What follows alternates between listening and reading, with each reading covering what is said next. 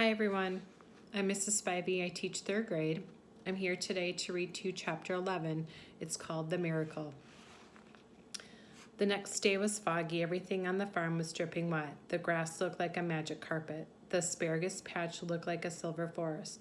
On foggy mornings, Charlotte's Web was truly a thing of beauty. This morning, each thin strand was decorated with dozens of tiny beads of water. The web glistened in the light and made a pattern of loveliness and mystery, like a delicate veil. Even Lurvy, who wasn't particularly interested in beauty, noticed the web when he came with the pig's breakfast.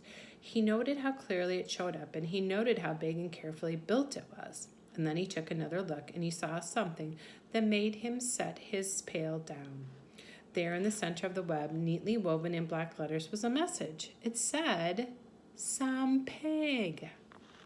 Lurvy felt weak. He brushed his hand across his eyes and stared harder at Charlotte's Web. "I'm seeing things," he whispered. He dropped to his knees and uttered a short prayer. Then, forgetting all about Wilbur's breakfast, he walked back to the house and called Mr. Zuckerman. "I think you'd better come down to the pig pen," he said. "What's the trouble?" asked Mr. Zuckerman. "Anything wrong with the pig?" "Not exactly," said Lurvy. "Come and see for yourself." The two men walked silently down to Wilbur's yard. Lurvy pointed to the spider's web. "Do you see what I see?" he asked.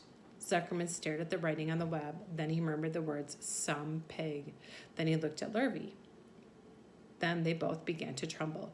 Charlotte, sleepy after her night's exertions, smiled as she watched. Wilbur came and stood directly under the web. "Some pig," muttered Lurvy in a low voice. "Some pig," whispered Mr. Zuckerman. They stared and stared for a long time at Wilbur. Then they stared at Charlotte. "You don't suppose that spider," began Mr. Zuckerman, but he shook his head and didn't finish the sentence. Instead, he walked solemnly back up to the house and spoke to his wife. "Edith, something has happened," he said in a weak voice. He went into the living room and sat down, and Mrs. Zuckerman followed. "I've got something to tell you, Edith," he said. "You better sit down." Mrs. Zuckerman sank into the chair. She looked pale and frightened. "Edith," he said, trying to keep his voice steady, "I think you had best be told that we have a very unusual pig." A look of complete bewilderment came over Mrs. Zuckerman's face. "Homer Zuckerman, what in the world are you talking about?" she said. "This is a very serious thing, Edith," he replied. "Our pig is completely out of the ordinary." "What's unusual about the pig?" asked Mrs. Zuckerman, who was beginning to recover from her scare. "Well, I don't really know yet," said Mr. Zuckerman, "but we have received a sign. Edith, a mysterious sign. A miracle has happened on this farm. There is a large spider's web in the doorway of the barn cellar, right over the pig pen, when Lurvy went to feed the pig this morning. He noticed the web because it was foggy, and you know how a spider's web looks, very distinct in a fog. And right spang in the middle of the web, there were the words, 'Some pig.' The words were woven right into the web. They were actually part of the web, Edith. I know because I have been down there and seen them. It says, 'Some pig,' just as clear can be. There can be no mistake about it. A miracle has happened and a sign has occurred here on earth, right on our farm, and we have no ordinary pig." "Well," said Mrs. Zuckerman, "it seems to me you're a little off. It seems to me we have no ordinary spider." "Oh, no," said Zuckerman. "It's the pig that's unusual. It says so right there in the middle of the web." "Maybe so," said Mrs. Zuckerman. "Just the same, I intend to have a look at the spider." "It's just a common gray spider," said Zuckerman. They got up, and together they walked down to Wilbur's yard. "You see, Edith, it's just a common gray spider." Wilbur was pleased to receive so much attention. Lurvy was still standing there, and Mr. and Mrs. Zuckerman, all three, stood for about an hour, reading the words on the web over and over and watching Wilbur. Charlotte was delighted with the way her trick was working. She sat without moving a muscle and listened to the conversation of the people. When a small fly blundered into the web just beyond the word pig, Charlotte dropped quickly down, rolled the fly up, and carried it out of the way. After a while, the fog lifted. The web dried off, and the words didn't show up so plainly. The Zuckermans and Lurvy walked back to the house. Just before they left the pig pen, Mr. Zuckerman took one last look at Wilbur. "You know," he said in an important voice, "I thought all along that the pig of ours was an extra good one. He's a solid pig. That pig is as solid as they come." You notice how solid he is around the shoulders, Lurvy? Sure I do, said Lurvy. I've always noticed that pig. He's quite a pig. He's long and he's smooth, said Zuckerman. That's right, agreed Lurvy. He's as smooth as they come. He's some pig. When Mr. Zuckerman got back to the house, he took off his work clothes and put his best suit on. Then he got into his car and drove to the minister's house. He stayed for an hour and explained to the minister that a miracle had happened on the farm. So far, said Zuckerman, only 4 people on earth know about this miracle. Myself, my wife, Edith, my hired man, Lurvy, and you. Don't tell anybody else, said the minister. We don't know what it means yet, but perhaps if I give thought to it, I can explain it in my sermon next Sunday. There can be no doubt that you have a most unusual pig.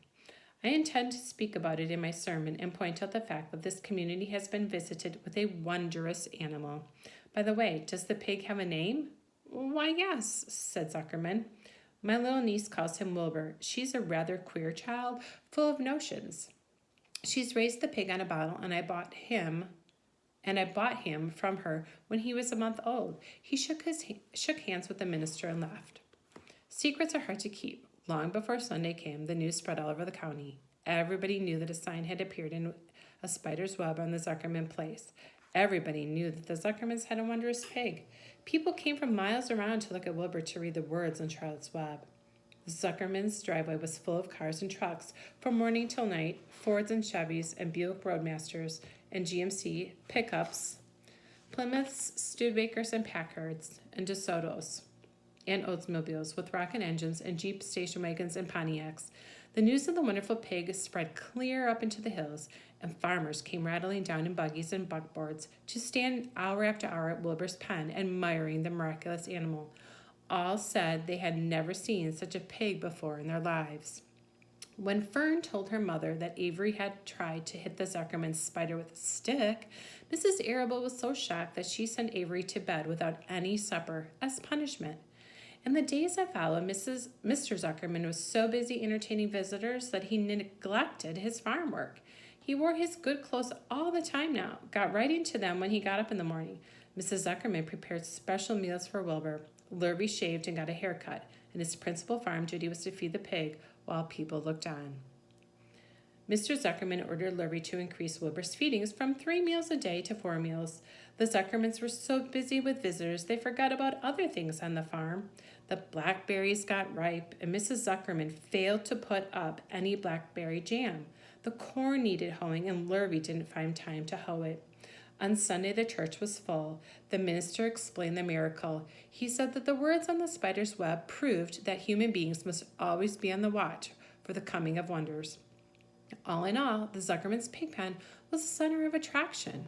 Fern was happy, for she felt that Charlotte's trick was working and that Wilbur's life would be saved. But she found that the barn was not nearly as pleasant.